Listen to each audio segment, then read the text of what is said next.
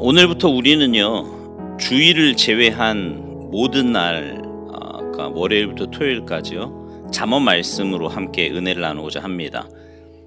제가 그 날짜에 맞는 잠언을 한 장 읽을 거고요, 그리고 묵상한 것을 나누려고 합니다. 제가 매일 잠언 읽는 거 계속 강조해 왔던 건 기억하십니까? 그래서 물론 열심히 읽고 계시는 분도 있지만 그렇지 않은 분도 있을 거라고 생각이 돼요. 바라기는 올 한 해 이 잠언 묵상을 통해서 여러분 모두가 잠언을 읽는 데 습관이 되었으면 좋겠고요, 잠언 말씀을 통해 하나님께서 주시는 그 은혜와 또 삶의 지혜, 그리고 하나님의 귀한 뜻을 깨닫는 복된 시간이 되기를 간절히 바랍니다. 정말 이 잠언을 꾸준히 읽으시면 하나님께서 주시는 정말 특별한 지혜, 하늘의 지혜와 삶의 지혜가 여러분에게 주어지게 될 줄로 믿습니다. 오늘 2일이라 잠언 2장을 읽도록 하겠습니다.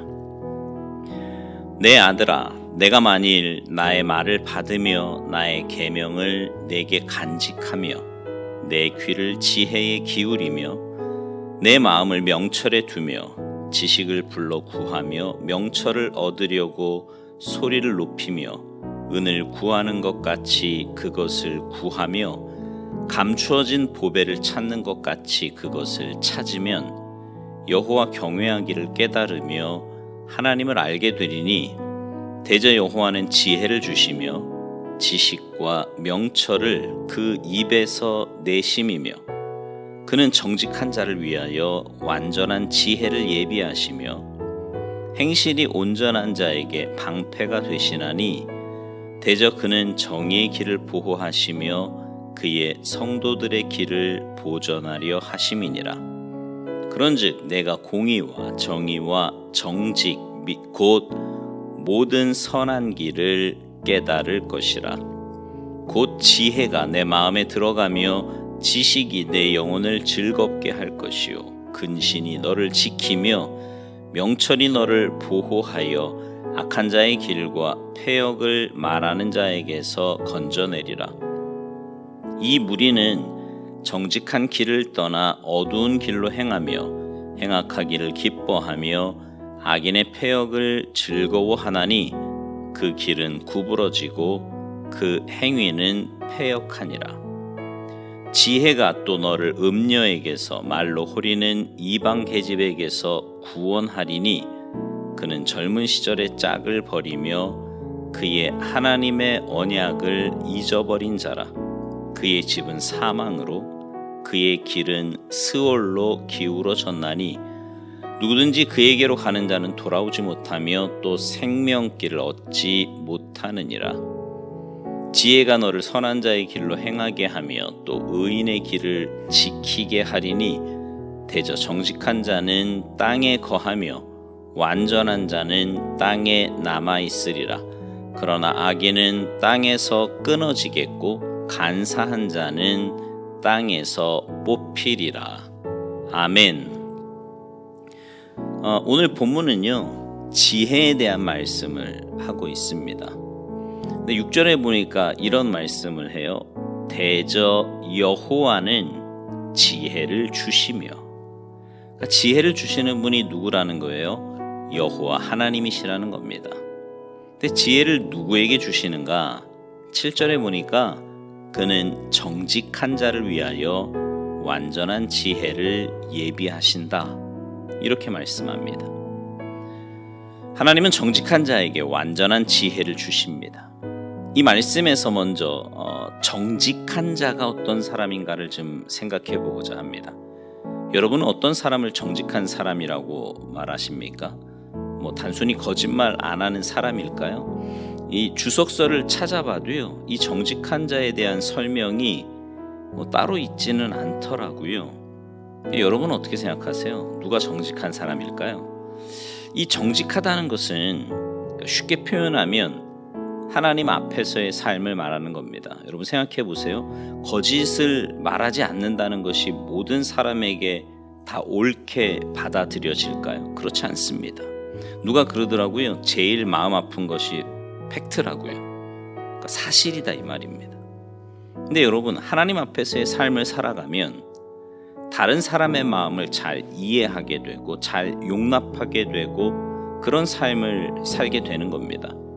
그런 정직한 삶, 하나님 앞에서의 삶을 살아가는 자에게 하나님은 완전한 지혜를 예비하신답니다. 그런 사람에게 완전한 지혜를 주신다는 말이에요.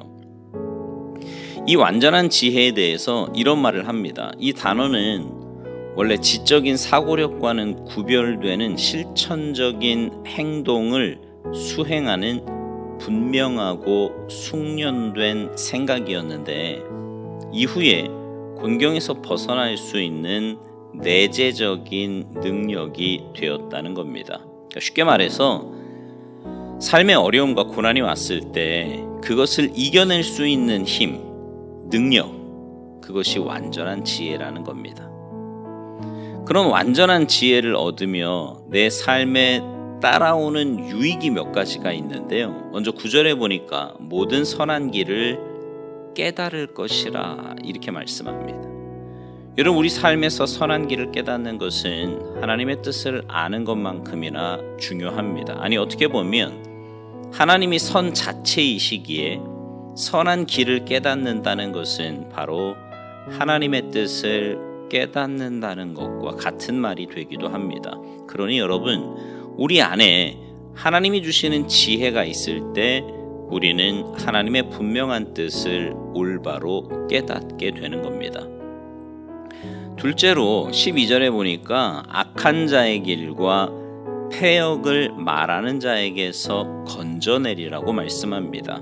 하나님께서 주시는 완전한 지혜가 있을 때 우리는 악인의 길에서 건진받을 수 있어요. 가서는 안 되는 길로 가지 않게 될 거고요. 해서는 안 되는 일을 하지 않게 될 것입니다. 여러분, 그거 아시죠? 악인의 길이라고 하는 것이 무슨 마귀나 사탄이 우리로 하여금 그 일을 하도록 만드는 것이 아니에요. 내가 그것이 그리 악해 보이지 않고 나빠 보이지 않아서 행하게 되는 겁니다. 한 번, 두 번 나도 모르게 그 악한 일을 반복적으로 하게 되고 그러다 보면 어느새 악한 자의 길에, 악인의 길에 서 있게 되고 그 자리에 앉게 되는 것이 우리의 잘못입니다. 그런데 하나님께서 주시는 완전한 지혜는 그런 일들이 악한 것임을 깨닫게 되는 거예요. 그러니 그런 악한 일을 행하는 것이 아니라 오히려 삶의 모습이 하나님이 기뻐하시는 모습으로 살아가게 되는 거지요. 또 하나 16절에 보니까 지혜가 음녀에게서 말로 호리는 이방 계집에게서 구원한다고 말씀합니다. 여러분, 사람이 살면서 받는 가장 큰 유혹 가운데 하나는 바로 음란입니다. 요즘은 사회적으로도 이 부분에 대해 소위 개인의 취향 혹은 자기 성향이라는 이름으로 또 문화라는 이름으로 얼마나 음란하게 사는 사람이 많은지 모릅니다. 그런데 여러분, 사실 예수님을 안 믿는 사람에게 있어서 이 부분은 결코 거절하기 쉽지 않은 유혹입니다. 자기 쾌락과 자기 만족을 위해서 사는 것이 세상 사람들인데 음란함이 주는 쾌감이, 그 쾌락이 만만치 않지요. 그러니 그 유혹을 이기기가 쉽지 않은 거예요. 근데 우리 그리스도인들은 우리 몸이 곧 성전입니다. 그래서 우리는 하나님을 모신 자답게 살아야 돼요. 음란은 몸 안에 짓는 죄라고 성경은 말씀해요. 그러니 그 음란을 이겨내야 하는데 우리 힘으로는 결코 이길 수 없습니다. 육신을 갖고 사는 우리가 어떻게 그것을 이겨내겠어요? 그러나 이겨내는 방법이 있는데 바로 하나님이 주신 지혜를 가지고 사는 겁니다. 그러면 이겨낼 수 있어요. 그러면 음란이 결코 내게 영향을 미치지 못합니다.